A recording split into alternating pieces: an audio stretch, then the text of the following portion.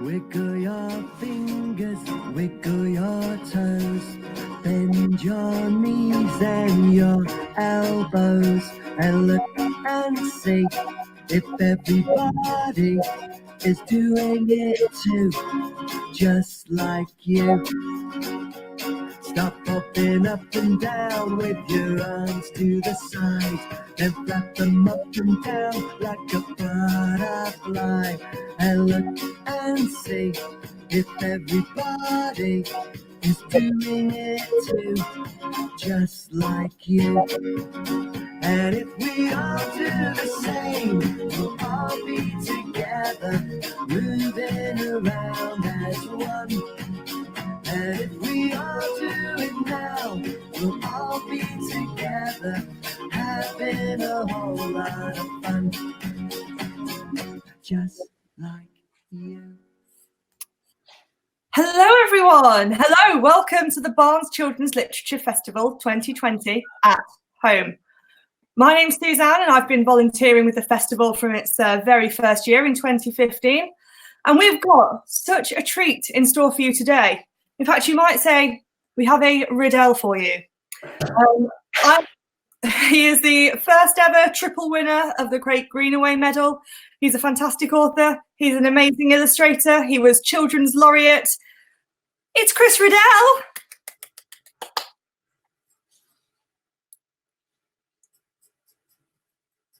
Okay, so I think we're going to have you drawing for us and answering a few questions. Absolutely. Well, let's have the first question, and I'll attempt to draw my answer to it. Amazing. Okay, so our first question is from Ella, and she has said, "What inspired your style of illustration?" My goodness. Well, let me tell you a story of how I first started illustrating. I was, I think, around about 5. So you've got to imagine this is me, maybe slightly younger, maybe sort of 4, 3.5, that sort of age. And I remember sitting in my dad's study. My dad had a study in the house we lived in Yorkshire. And I'd just taken possession of some wonderful Crayola crayons. And I remember I loved spending a wonderful afternoon. It was a rainy afternoon in my dad's study with my Crayola crayons. And I just had a lovely time scribbling all over my dad's study walls with my crayon. I got into terrible trouble when my father got home. And so what my mum did is she went off and bought a huge pack of drawing paper. It came in a big sort of brown paper sort of parcel. And she bought this enormous quantity of paper, all sort of wrapped up. And she put it in what I came to know as the drawing cupboard. And whenever I wanted to draw, instead of drawing on the wallpaper, I would go and open the cupboard and take out a lovely big piece of crisp white paper, and I could begin to draw. And so I'd begin to draw maybe a dragon's eyebrow, but that wouldn't work. So I'd throw that away and get another lovely big bit of paper, and I'd start to draw something, maybe the beginning of a castle. No, that wouldn't work. So I'd throw that away, get another lovely big bit of paper, start to draw. That wouldn't work. Throw that away. All through my childhood, the paper cupboard always had fresh paper in it from this brown paper parcel. I don't know, it was something magical about the cupboard. It never ran out of paper. And then I realized what was happening. My mum was coming along and picking up all these bits of paper that I'd just thrown away and just very carefully cutting out the mistakes that I'd been making to create fresh bits of paper that went back into the paper cupboard. And all through my childhood, I never ran out of paper, but what was happening was that I was just drawing on bits of paper that were getting smaller and smaller and smaller. So my advice to to anyone who's interested in becoming a illustrator or a designer or an artist is to have lots and lots of paper, and to avoid drawing on bits of paper that get smaller and smaller and smaller. A really good thing to do would be to get a sketchbook so that you don't lose the little bits of paper. You can keep everything in your sketchbook and you can draw in your sketchbook. That's a lovely, lovely question to begin with. Do we have another question? Yeah, so you've you've almost answered this next one, but just kind of any advice for aspiring illustrators aside from, keep drawing? Absolutely. Well, keep drawing is a very good piece of advice. And the other thing is to get a sketchbook, and I've got one here. This is one of my sketchbooks. It's a rather grand sketchbook. Can you see? It's rather beautiful. I've got a beautiful cover there, some very nice marbled end papers. And this was made for me by a bookbinder who follows me on social media, and he offered to make me a sketchbook, which was wonderful. And he asked me to send him something that I would like on the front, so I sent him this design to go on the front that he put on the front. And he made me this beautiful sketchbook in return for a watercolor of his cat, which I thought was very kind of him. And when I start a sketchbook, particularly a beautiful sketchbook like this, I'm always a little bit worried about spoiling it. So what I do is I draw a little drawing. It's always the same drawing, a mouse in a raincoat on the front page. And that way I can start the sketchbook and I think, right, okay, it's started, so now I can just carry on and draw in it. So this is a sketchbook just full of drawings. I'm very excited by this sketch because this is from one of my favorite stories, The Little Prince. And I've just been commissioned to do the illustrations to a new edition of The Little Prince. So I'm looking forward to that. And so I would say just draw and draw and draw. Anything that comes into your head, just draw in a sketchbook and just keep filling up the pages. And after a while, I think you'll find stories will come into your mind and ideas for things will pop up. But keep a sketchbook with you at all times so that you can pick it up and draw in it. That's fab. That's brilliant. So you mentioned you really like your illustration of the Little Prince. And James has asked, do you have a favourite drawing or illustration that you have ever done? And if so, what is it? Well, I was asked this question just the other day, and it's quite a tough question to answer, James. But I think it might be a drawing like this. So this is a drawing of a very, very young flying horse. It's so young that actually it has only just hatched from its egg. It's in its eggshell like that. And what I often do, I'm an illustrator, but what I like to do is I also like to write stories as well. And the great thing about writing a story is that I can decide what I want to put into the story, what I want to illustrate. So here is a cloud horse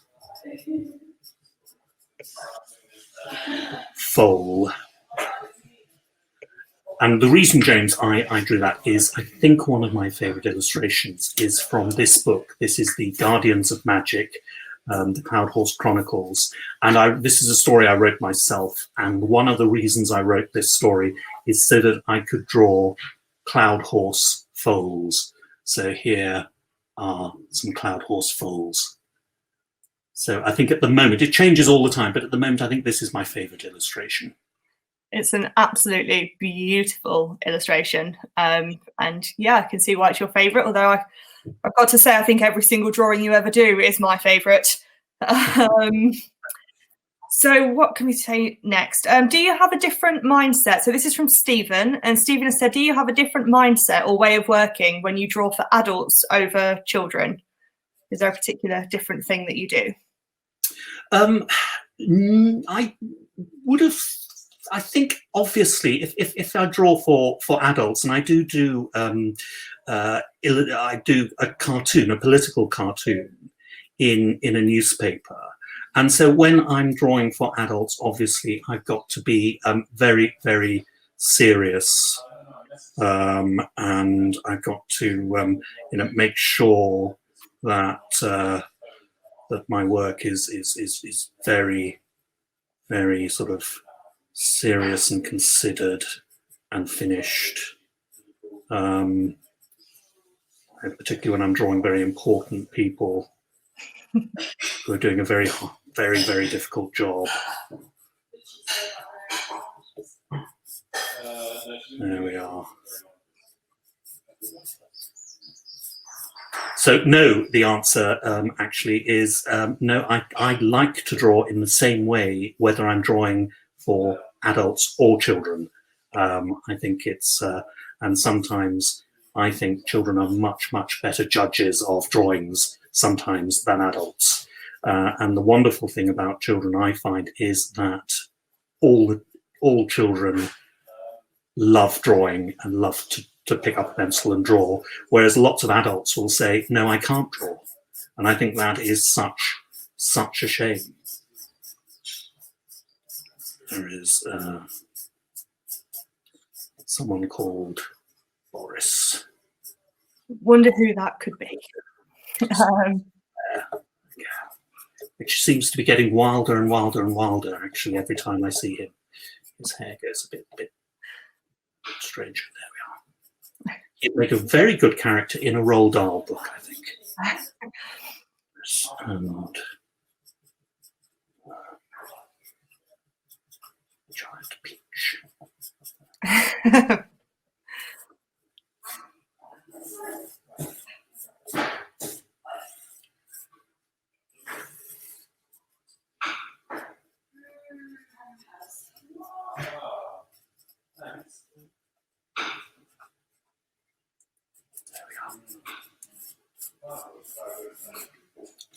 That's so you can test your eyesight. Fabulous. That's brilliant. Thank you so much. So we've gone into your political drawings. Let's have a little chat about some of your books. I think we've got loads of questions coming in about Beyond the Deep Woods, about Ottoline. So we've got a question here from Isabel, aged nearly 10. She's going to be 10 in 4 days. And she said, did anything or anyone inspire you to create Ottoline or Mr. Munro?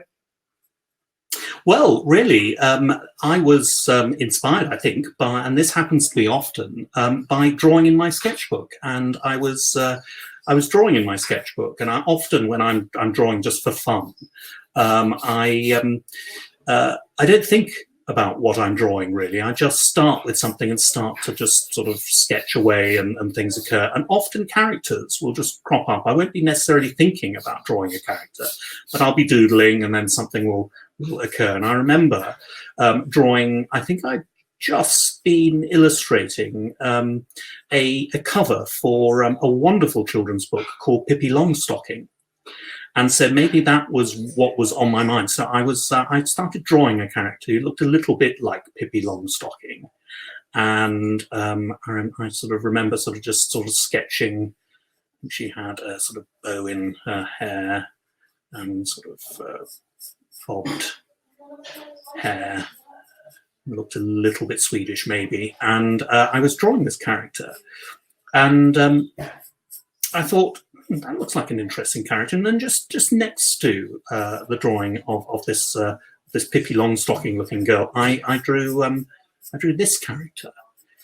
And then I thought I should give them names. So I thought of names. I thought you don't often see names like Ottoline. And so I wrote Ottoline down, and I thought I liked the look of the name Ottoline. And so and then I thought, well, the small hairy creature sort of standing next to Ottoline must be her friend. So I decided to call him Mr. Munro.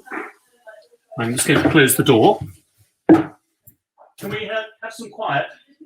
Can we have quiet? That's my children being noisy. I apologise. I'm back. I'm back now.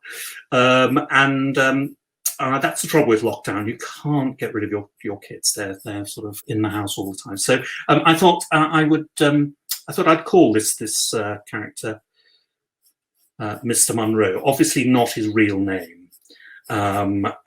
Maybe it's a pseudonym, and this often happens when one is just sort of sketching. You can start to tell yourself stories about these characters, and that can sort of start to give you ideas about a story you might write. And so that's how Ottoline and Mr. Munro started. They started in my sketchbook, and then I realised actually when I was looking at Mr. Munro that he reminded me of someone, and I had to just go and tell my children to be quiet. One of the people I had to tell to be quiet was Katie, my daughter. And Mr. Munro actually, I realised, is sort of based on my daughter Katie. When she was a little girl, she had very long hair. And she, when she washed her hair, she would comb it when it was still wet. She'd comb it sometimes over her face so that she was just a curtain of hair. And she would walk downstairs in the pajamas with this curtain of hair over her face and give me a fright. And just like Mr. Munro, Katie's got pretty enormous hairy feet. There we go. So yes, there's Katie, Mr. Munro. That's where that idea came from, and ended up as my Ottoline books. And there are 4 Ottoline books. Ottoline and the Yellow Cat is the first one, and that's all about a yellow cat. And then Ottoline goes to school. In that one, Ottoline goes to school. And the third one is Ottoline at Sea. And in that one, Ottoline's at sea. And the final one is Ottoline and the Purple Fox. And in that one, there is a purple fox. So those are my Ottoline books, and they all began as a doodle in my sketchbook. Amazing, thank you. Thank you for that. So we've got a question here from Orna, who's also 10, and they've asked, who is your favourite character from all the stories you have written?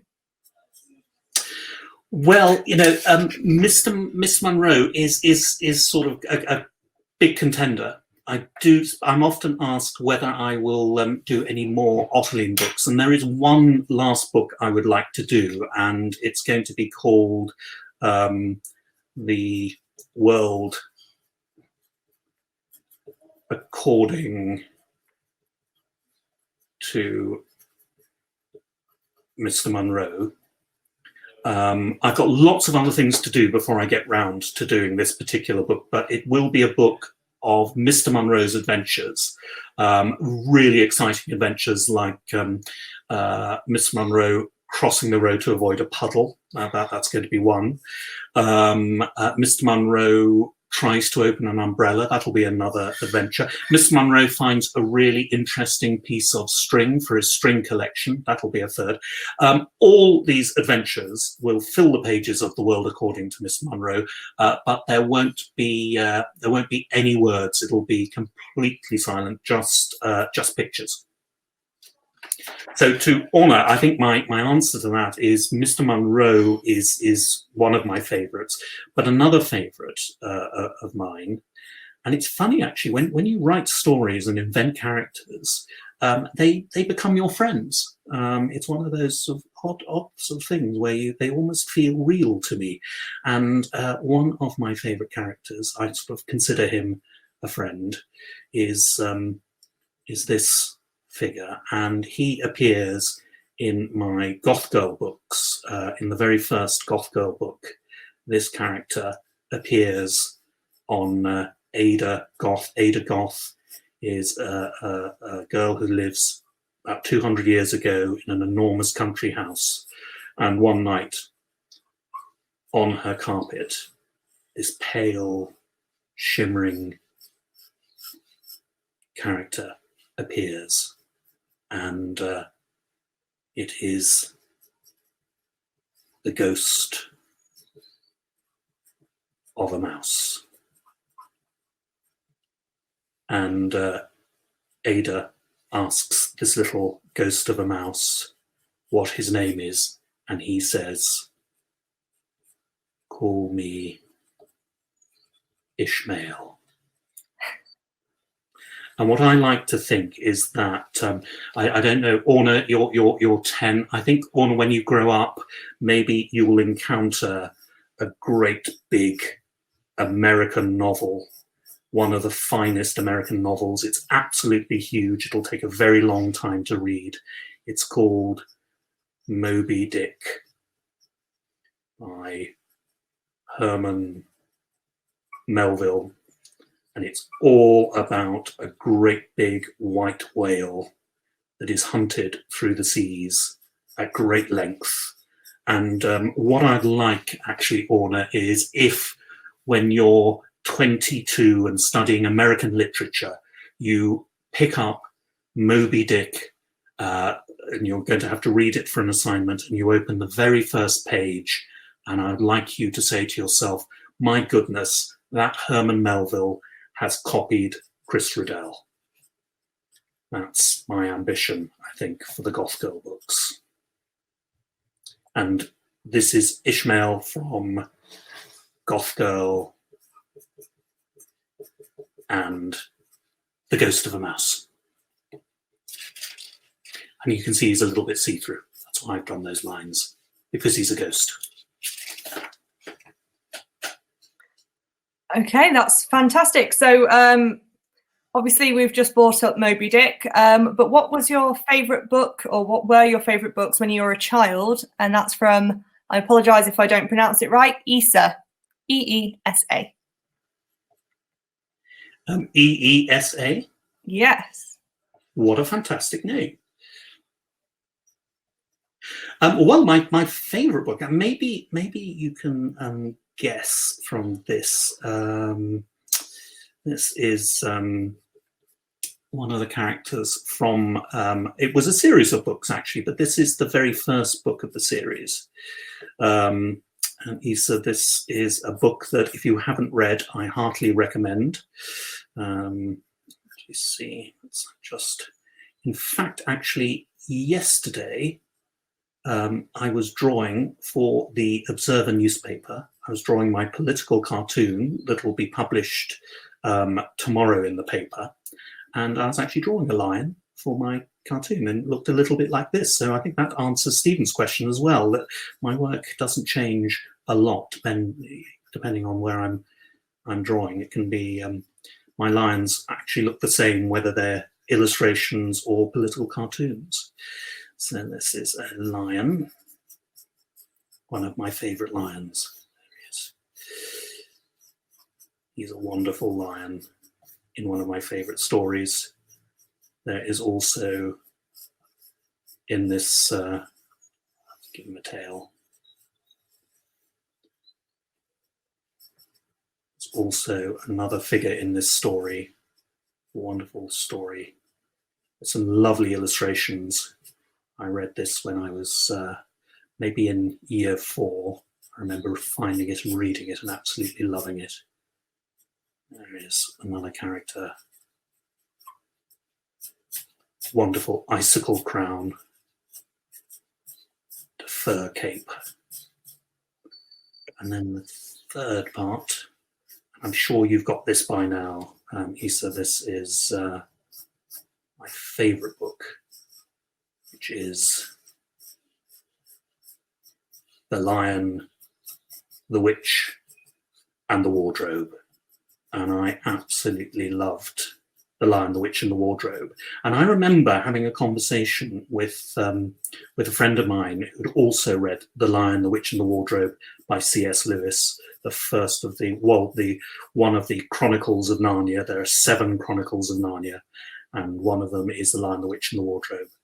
And I remember having a conversation, and this was my favourite character. And I was talking to my friend who'd also read the book, and I was saying, do you remember that bit in the book where Alsatian is actually sacrificed on the stone altar by the witch? And my friend said, who? I said, Alsatian. Alsatian was sacrificed by the witch, but he comes back after. And he said, do you mean Aslan? And I said, I might do. And I went back to the book, and I realized all the way through the book, I had actually been reading Aslan in my head as Alsatian. And I remember at the time thinking, what a cool name for a lion, to name a lion after a German Shepherd dog. I thought it was good. It was just in my head. And, you know, to this day, whenever I think about The Lion, the Witch and the Wardrobe, I still think of Alsatian rather than Aslan. It's just one of those very strange things that can happen. But I think that is The Lion, the Witch and the Wardrobe is my absolute favourite book. I do recommend it.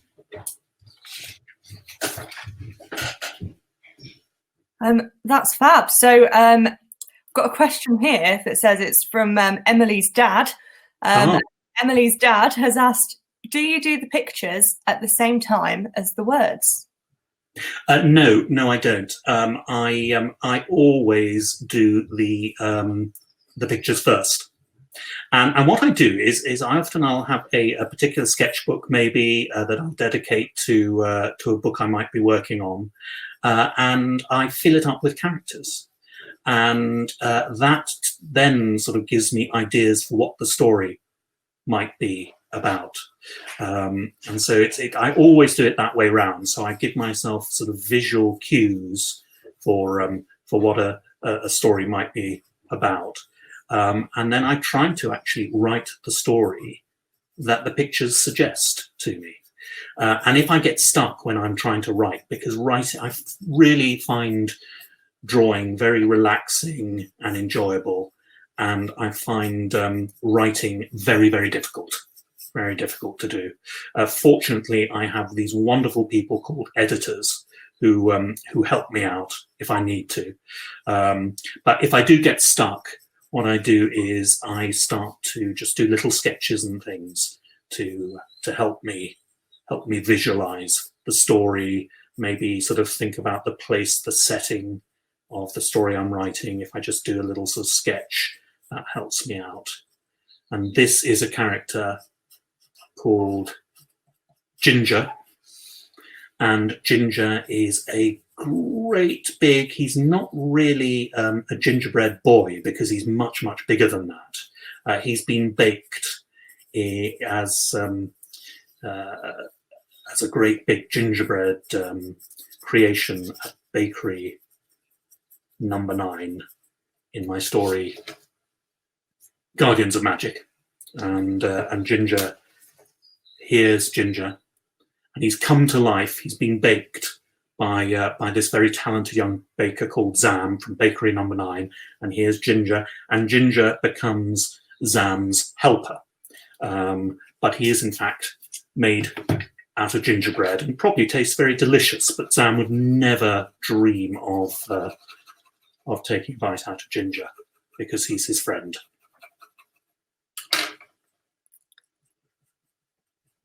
Okay. So let's have another question. I think we've got time for one more. The time has rushed past. Time has absolutely flown. But yeah, sort of final question. You've been involved in some amazing projects for Children's Laureate, for Amnesty. So can you just tell us a little bit about your time as Children's Laureate and how you kind of filled that time and your favourite things about it? Well, it was an amazing time, and in fact, I think all times now to us seem amazing because we are living in such strange times, aren't we? I remember, as my time as children's lawyer, I remember coming to the Barnes Festival and having a wonderful time, and that's one of the things I really miss, is not being able to actually go to a wonderful festival like the Barnes Children's Literature Festival and actually meet readers and be able to talk to you all face to face. I think that's such a shame. And one of the things I did a lot of when I was Children's Laureate was to travel around and meet lots and lots of people. And I really, really miss that now. I feel very nostalgic for that. And I find actually one of the things that if I'm feeling a little bit sort of down in the dumps, missing things like sort of traveling around and meeting people and meeting friends and all those sort of good things, what I find often cheers me up is to just sit down and to draw. And that takes my mind off it. I mean, in fact, I'm doing it now. I'm not really thinking about what I'm going to be drawing, but because I'm not really thinking, I've suddenly realized I've started to draw one of my favorite things, which is a dragon. I often find drawing dragons makes me very happy if I'm a bit down in the dumps. And I think that's the thing about drawing. And I talked about this a lot when I was a Children's Laureate, that actually drawing is such a fantastic thing to do. It's not as important, really. The drawing itself isn't really important. It can be lovely and you can keep your drawings, but actually just drawing itself, I think the act of drawing is a really lovely thing to do. And so I would say to anyone, don't worry too much about what you're drawing, just enjoy drawing itself. And I think my sort of idea really is that drawing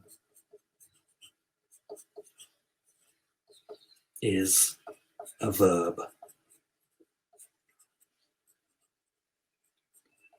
Not a noun.